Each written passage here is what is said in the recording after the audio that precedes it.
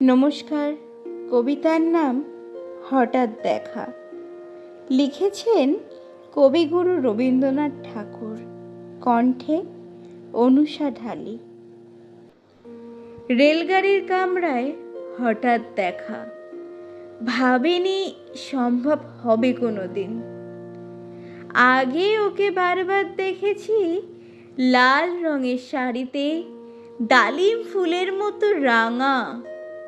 আজ পরেছে কালো রেশমের কাপড়, আঁচল তুলেছে মাথায়, দোলন চাপার মতো চিকন গৌর মুখখানি ঘিরে।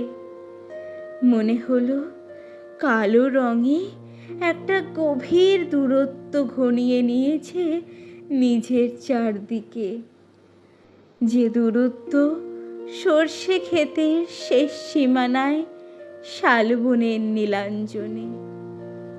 থমকে গেল আমার সমস্ত মনটা। চেনা লোককে দেখলেম অচেনার গাম্ভীর্যে। হঠাৎ খবরের কাগজ ফেলে দিয়ে আমাকে করলে নমস্কার। সমাজবিধির পথ গেল খুলে। আলাপ করলেম শুরু, কেমন আছো, কেমন চলছে সংসার, ইত্যাদি। সে রইল জানালার বাইরের দিকে চেয়ে, যেন কাছের দিনের ছোঁয়াচ পার হওয়া চাহনিতে। দিলে অত্যন্ত ছোট দু একটা জবাব, কোনোটা বা দিলেই না। বুঝিয়ে দিলে হাতের অস্থিরতায়, কেন এসব কথা, এর চেয়ে অনেক ভালো চুপ করে থাকা। আমি ছিলাম অন্য বেঞ্চিতে ওর সাথীদের সঙ্গে। একসময় আঙুল নেড়ে জানালে কাছে আসতে। মনে হলো কম সাহস নয়, বসলুম ওর এক বেঞ্চিতে। গাড়ির আওয়াজের আড়ালে বললে মৃদুস্বরে, কিছু মনে করো না, সময় কোথা সময় নষ্ট করবার। আমাকে নামতে হবে পরের স্টেশনেই।